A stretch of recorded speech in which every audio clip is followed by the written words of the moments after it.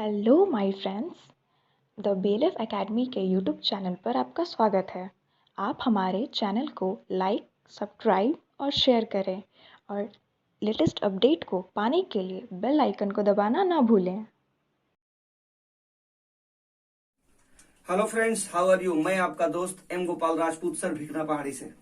इसके पहले के पूरे क्लासेस में हम लोगों ने आर्टिकल के बहुत सारे कॉन्सेप्ट्स को पढ़ा, लेकिन कॉन्सेप्ट्स को पढ़ने के बाद हम कहां तक उस कॉन्सेप्ट्स को अप्लाई कर पाते हैं, आज के इस क्लास में हम लोग जानेंगे, जिसमें हम बिल्कुल बेसिक लेवल से आ रहे हैं, बिल्कुल नीचे के लेवल से आपकी प्रैक्टिस करा रहे हैं। अब हमारा प्रैक्टिस सेशन स्टार्ट होता है, क्योंकि इसके पहले हमारा ग्रामर सेशन चल रहा था और ग्रामर सेशन के बाद अब हमारा प्रैक्टिस सेशन स्टार्ट हो रहा है। इस प्रैक्टिस सेशन में हम देखेंगे, हर तरह के क्वेश्चंस को देखेंगे, चाहे वो बैंक का क्वेश्चन हो, एसएससी का क्वेश्चन हो, एलडीसी का क्वेश्चन हो, सीसैट का क्वेश्चन हो, हर तरह के क्वेश्चंस को देखेंगे, जिसमें 3 तरह के ग्रामर पे हम लोग प्रॉब्लम बनाएंगे। एक फिल इन द ब्लैंक्स, दूसरा कॉमन एरर, तीसरा सेंटेंस इंप्रूवमेंट। अभी हमारे सामने कुछ फिल इन द ब्लैंक्स हैं जो बोर्ड पर हमने लिख दिया है। इन फिल इन द ब्लैंक्स को हम लोग बनाने की कोशिश करेंगे, जिसमें ए एंड द का इस्तेमाल करेंगे और कहां आर्टिकल नहीं लगेगा इस पर भी हम लोग चर्चा करेंगे, क्योंकि इसके पिछले क्लासेस में हमने इसके बारे में कॉन्सेप्ट बिल्डअप किया है।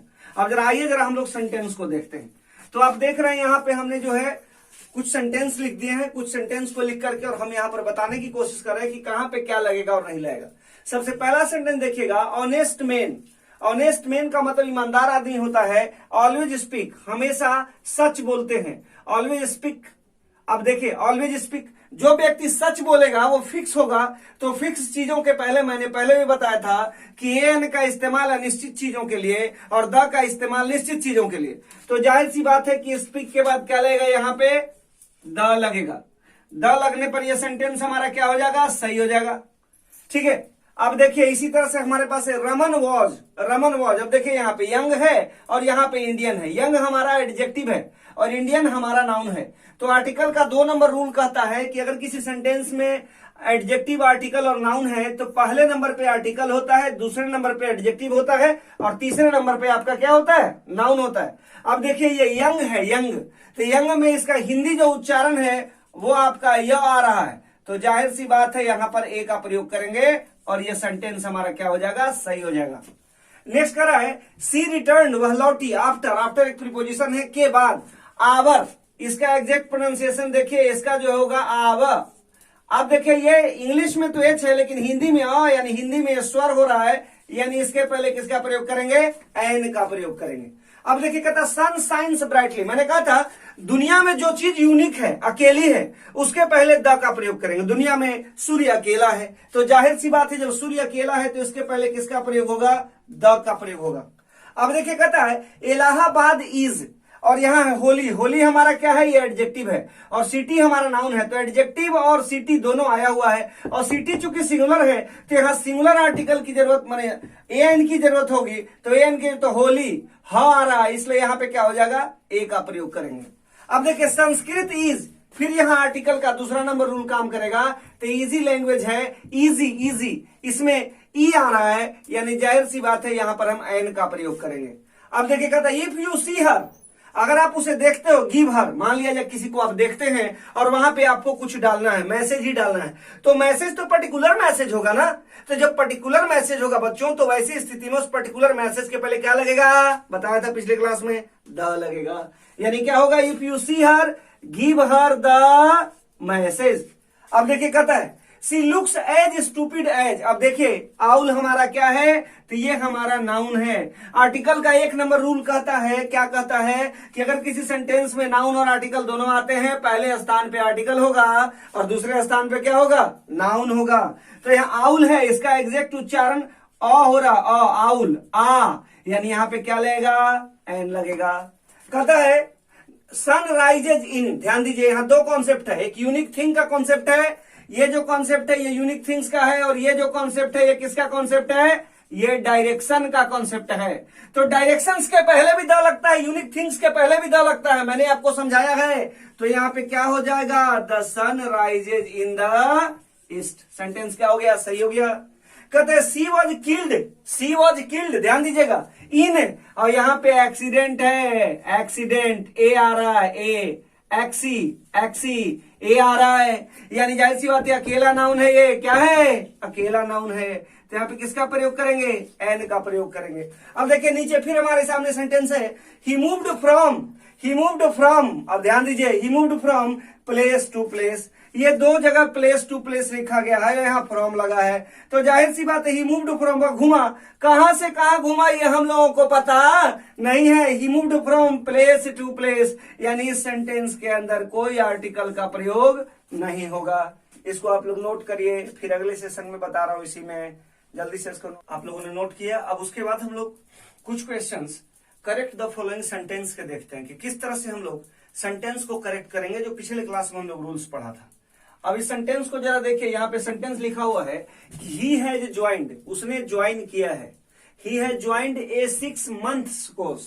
जरा गौर से सेंटेंस को देखना, यहाँ पे क्या लगा हुआ है, आर्टिकल लगा हुआ है, यहाँ पे क्या लगा हुआ है, एडजेक्टिव लगा हुआ है, और यहाँ पर क्या है, आपका नाउन है। आर्टिकल में आपका ए आया है, तो आर्टिकल में जब आपका ए आया है तो ए के साथ जो आने वाला नाउन होगा, क्या प्लूरल हो सकता है क्या? सेंटेंस सही है या गलत है? सेंटेंस गलत है जी, अभी जो कंडीशन है सेंटेंस का वो क्या है, गलत का कंडीशन है, क्योंकि यहाँ मंथ्स, मंथ्स लिखा हुआ है, होना क्या चाहिए, मंथ होना चाहिए ना। तो जब मंथ होना चाहिए तो इसको क्या करेंगे, यहां से अगर एस को हटा देंगे तो सेंटेंस क्या हो जाएगा, सही हो जाएगा। यानी he has joined A 6 month course, उसने 6 महीने का एक कोर्स ज्वाइन किया, सेंटेंस सही है। 2 नंबर कहता है ऑफ गया एंड पटना, ऑफ गया and Patna which town is hotter. जरा ध्यान दीजिएगा, मैंने बोला था अगर किसी सेंटेंस में ऑफ द लगा हो, उसके बाद कॉम्परेटिव डिग्री लगा हो, तो ऑफ द लगने के बाद अगर कॉम्परेटिव डिग्री लगा है तो कॉम्परेटिव डिग्री से पहले टू का प्रयोग करते हैं। अब देखिएगा यहाँ पे गया एंड पटना 2 सेंटेंस है, और यहाँ पे हॉटर लगा है जो कि कॉम्परेटिव डिग्री में है। तो जब ये कॉम्परेटिव डिग्री में है तो इससे पहले अभी तो ये सेंटेंस किस स्थिति में है, गलत स्थिति में है। इसको सही करने का तरीका क्या होगा कि सेंटेंस को हम यहां से हटाएंगे, और हटाने के बाद यहां पे हम क्या करेंगे तो सही हो जाएगा। अगर यहां लिखते हैं द, और द के बाद अगर हम लिखते हैं हॉटर, हमारा सेंटेंस क्या हो जाएगा, सही हो जाएगा। तो कहता ऑफ गया and Patna which town is the hotter, comparative degree के पहले क्या लग गया, द लग गया ना, तो सही हो गया। तीसरा सेंटेंस देखो, ए लोकसभा पास्ड ए बिल टुडे। ध्यान दीजिएगा, किसी भी देश की लोकसभा एक होती है, जब लोकसभा एक है और बिल जो लोकसभा में एक पास होगा वो एक बिल एक बार में होगा, तो जो बिल होगा वो भी निश्चित होगा, लोकसभा भी निश्चित है। तो जब दो चीजें निश्चित है तो फिर इस सेंटेंस में यहां भी ये आ गया, यहां भी आ गया, सेंटेंस सही है क्या, ये तो गलत है ना। तो इस गलत सेंटेंस को सही करने का तरीका क्या होगा कि यहां से हम क्या करेंगे, दोनों जगह से हम ए को हटाएंगे, यहां से भी ये हटेगा, यहां से भी ये हटेगा, और जैसे ही यहां पर हम द का प्रयोग करेंगे या यहां पर हम द का प्रयोग करेंगे, सेंटेंस हमारा क्या हो जाएगा, सही हो जाएगा। नेक्स्ट आता है the tourist has many places worth seeing. अब कोई व्यक्ति टूरिस्ट है, तो टूरिस्ट व्यक्ति के बारे में हमको जानकारी नहीं, कौन व्यक्ति है, नहीं है। टूरिस्ट तो बहुत सारे आते जाते रहते हैं, कौन टूरिस्ट है, एक टूरिस्ट आया उधर से, अब वो टूरिस्ट कहां कहां घूमने की जगह पे जाएगा ये भी कंफर्म नहीं, वो टूरिस्ट कौन है ये भी कंफर्म नहीं। तो वैसी स्थिति में इस टूरिस्ट से पहले द का यूज सही है क्या, ये द का यूज क्या है, गलत है ना जी। तो सही करने के लिए क्या होगा, यहाँ पे ए का प्रयोग करेंगे, a tourist city has many places worth seeing. अब ध्यान दो, मैंने पिछले क्लास में बताया था कि अगर कोई लैंग्वेज है तो लैंग्वेज से पहले आर्टिकल का प्रयोग नहीं होता है, दुनिया का कोई लैंग्वेज हो। लेकिन ध्यान देना, मैंने कहा था अगर लैंग्वेज के बाद कोई लैंग्वेज वर्ड जुड़ जाता है तो वैसी स्थिति में उसके पहले द का प्रयोग करेंगे। अगर अकेले लैंग्वेज आता है, कोई भाषा आती है तो द का प्रयोग नहीं होगा, लेकिन अगर लैंग्वेज के साथ लैंग्वेज वर्ड जुड़ जाता है तो द का प्रयोग होगा। जरा अगले सेंटेंस को देखते हैं, कहता he can speak English language. जरा देखिए यहाँ पे ये ऑलरेडी लैंग्वेज है और इसके बगल में लैंग्वेज वर्ड भी आ गया है, तो ये लैंग्वेज है, इसके बगल में लैंग्वेज वर्ड भी आ गया है। तो अभी तक तो ये सेंटेंस गलत था, लेकिन जब इसको सही करना होगा तो इसके बगल में क्या देना होगा, द दे देंगे, सेंटेंस हमारा क्या हो जाएगा, सही हो जाएगा। कहता Mohit is able to speak, ध्यान दीजिए, Mohit is able to speak French and Hindi, the French and Hindi. यहाँ पे फ्रेंच और हिंदी क्या है, ये आपको क्या है, लैंग्वेज है। तो जब लैंग्वेज है तो अकेले लैंग्वेज के पहले जब तक लैंग्वेज वर्ड नहीं होगा, द का प्रयोग कहां से होगा, यहां से द का प्रयोग हट जाएगा, और तब जाकर के ये सेंटेंस हमारा क्या हो जाएगा, सही हो जाएगा। द ऑनेस्टी, ध्यान दीजिएगा, मैंने कहा था अनकाउंटेबल नाउन के पहले आर्टिकल का प्रयोग नहीं होता, अगर अनकाउंटेबल के पहले आर्टिकल का प्रयोग करेंगे सेंटेंस हमारा क्या हो जाएगा, गलत हो जाएगा।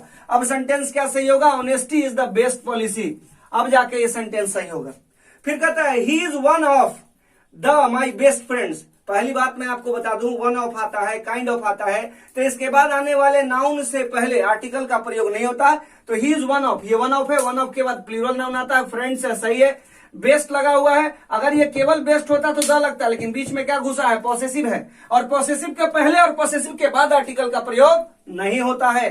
तो वैसी स्थिति में यहां से द को हटाएंगे और सेंटेंस क्या होगा, he is one of my best friends, मेरे दोस्तों, अच्छे दोस्तों में से वो एक दोस्त है।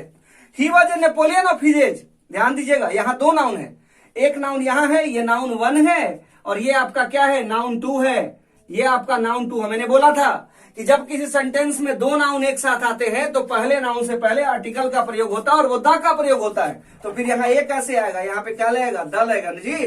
ही was the Napoleon of his age. Next कहा, the patient has not slept, मरीज रात भर नहीं सो पाया, ऑल द नाइट। ध्यान दीजिए, अगर किसी सेंटेंस में नाइट वर्ड आता है, नाइट से पहले ऑल आता है, तो वैसी स्थिति में द का प्रयोग सही नहीं है। तो ये सेंटेंस क्या होगा कि the patient has not slept all night, ये अब जाके सेंटेंस ही होगा। यहां पर बंधु जो हमने द का प्रयोग किया है, ये द का प्रयोग यहां से क्या हो जाएगा, गलत हो जाएगा। इस जगह पे हमने जो द लगाया है, या यहां भी जो द था, ये भी हमारा क्या हो जाएगा, गलत हो जाएगा। तो इस तरह से हम लोगों ने इस 10 प्रॉब्लम्स को देखा और हमने जाना कि कैसे सेंटेंस को करेक्ट करते हैं। इसके पहले हमने बताया कैसे सेंटेंस को भरते हैं, क्या क्या चीजें होनी चाहिए। मुझे लगता है आज की क्लास में इतना काफी है आपके लिए, आप इतना पर मेहनत करें। हाँ, चैनल को सब्सक्राइब करिए, लाइक करिए, लोगों के बीच में शेयर करिए, ताकि लोग ज्यादा से ज्यादा जो है इसका फायदा उठा सके। तब तक के लिए thank you, best of luck, have a nice day to you all. Thanks for watching the video. Please like, subscribe and share it.